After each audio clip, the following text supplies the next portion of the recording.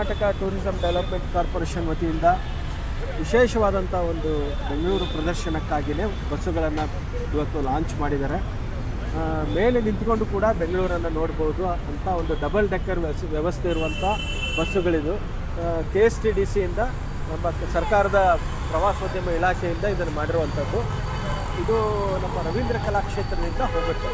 Ravindra ಕಲಾಕ್ಷೇತ್ರದಿಂದ Hudson circle ಮಾರ್ಗವಾಗಿ Venkatappa art gallery, Visvesvaraya museum, Kasturba road ಮೂಲಕ ಹಾಗೆ ಚಿನ್ನಸ್ವಾಮಿ ಸ್ಟೇಡಿಯಮ್ಮು, ಅದರ ಮೂಲಕ ನಮ್ಮ ವಿಧಾನಸೌಧ, ಹೈಕೋರ್ಟು, ವಿಕಾಸಸೌಧ, ಹೀಗೆ ಬೆಂಗಳೂರಿನ ಹೃದಯ ಭಾಗದಲ್ಲಿರುವಂತಹ ಎಲ್ಲ ಪ್ರಮುಖ ಪ್ರೇಕ್ಷಣೀಯ ಸ್ಥಳಗಳನ್ನು ತೋರಿಸುವಂತಹ ವ್ಯವಸ್ಥೆಯನ್ನು KSTDC ಮಾಡಿದೆ. ಈ ಬಸ್ಸುಗಳ ಒಂದು ರೌಂಡ್ ಹೋಗಿ ಬರೋಕ್ಕೆ ಕೇವಲ 180 ರೂಪಾಯಿಯನ್ನು ಚಾರ್ಜ್ ಮಾಡ್ತಾರೆ. ಮೇಲೆ ನಿಂತ್ಕೊಂಡು ಕೂಡ ಬೆಂಗಳೂರು ನೋಡ್ತಾ ಹೋಗ್ಬೋದು.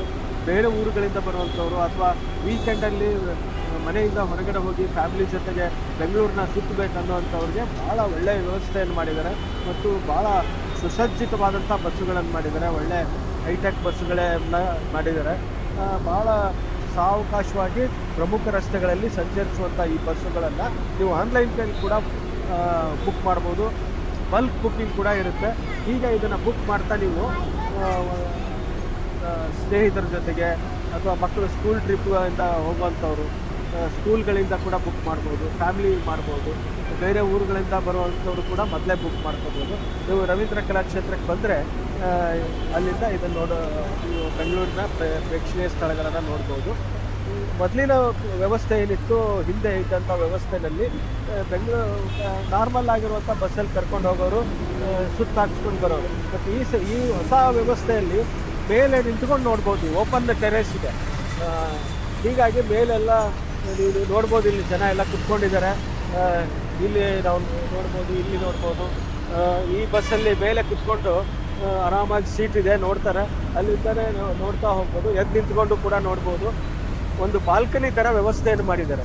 ಸೊ ಈ ರೀತಿ ಬೆಂಗಳೂರನ್ನ ನೋಡುವಂಥ ಒಂದು ಹೊಸ ಅನುಭವ ಏನಿದೆ, ಇದು ಮೊಟ್ಟ ಮೊದಲ ಬಾರಿಗೆ ರಾಜ್ಯ ಸರ್ಕಾರದ ಪ್ರವಾಸೋದ್ಯಮ ಇಲಾಖೆ ತನ್ನ KSTDC ವಿಭಾಗದಿಂದ ಮಾಡಿರುವಂಥದ್ದು.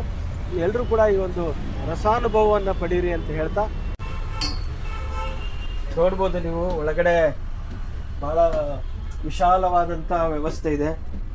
2+2 ಸಿಟ್ಟಿಂಗ್ ವ್ಯವಸ್ಥೆ ಇದೆ. ಓಡಾಡೋಕ್ಕೂ ಕೂಡ ಸ್ಪೇಸಿಯಸ್ ಆಗಿದೆ. ಇಲ್ಲಿ ಕೆಳಗಡೆ ಕೂಡ ಕುತ್ಕೊಂಡು ನೋಡ್ಬೋದು. ಮೇಲೆ ಹೋಗೋಕ್ಕೂ ಕೂಡ ವ್ಯವಸ್ಥೆ ಇದೆ. ಎಲ್ಲ ಕಡೆ ಓಡಾಡೋಕ್ಕೆ, ಬಸ್ಸಲ್ಲಿ ಓಡಾಡೋಕ್ಕೆ ಒಂದು ವಿಶಾಲವಾದ ಜಾಗ ಮಾಡಿದ್ದಾರೆ. ಎಲ್ಲೂ ಕಂಜೆಸ್ಟೆಡ್ ಇಲ್ಲ, ಸ್ಪೇಸಿಯಸ್ ಆಗಿದೆ. ಇಲ್ಲಿ ಹಿಂದ್ಗಡೆ ಕೂಡ ಹತ್ತೋದಕ್ಕೆ ಇಳಿಯೋದಕ್ಕೆ ವ್ಯವಸ್ಥೆಯನ್ನು ಮಾಡಿದ್ದಾರೆ. ನೋಡ್ಬೋದು ನಾವು. ಇಲ್ಲಿ ಒಂದು ಡೋರ್ ಇದೆ, ಡೈರೆಕ್ಟ್ ಹಿಂದ್ಗಡೆನೇ ಬರ್ಬೋದು. ಒಳಗಡೆನೂ ಒಂದಿದೆ. ಇಲ್ಲಿ ಮೇಲೆ ಹೋದರೆ ನಿಮ್ಗೆ ಓಪನ್ ಸ್ಪೇಸ್ ಇದೆ. ಇಲ್ಲಿ ಕೂಡ ಮೇಲೆ ನಿಂತ್ಕೊಂಡು ನಾವು ನೋಡ್ಬೋದು ಬೆಂಗಳೂರೆಲ್ಲ ಹೇಗೆ ಕಾಣ್ತಾ ಇದೆ ಅಂತ. ನಾವು ರವೀಂದ್ರ ಕಲಾಕ್ಷೇತ್ರ ಟೌನ್ ಹಾಲ್ ಮುಂದೆ ಇದ್ದೀವಿ ಇವಾಗ.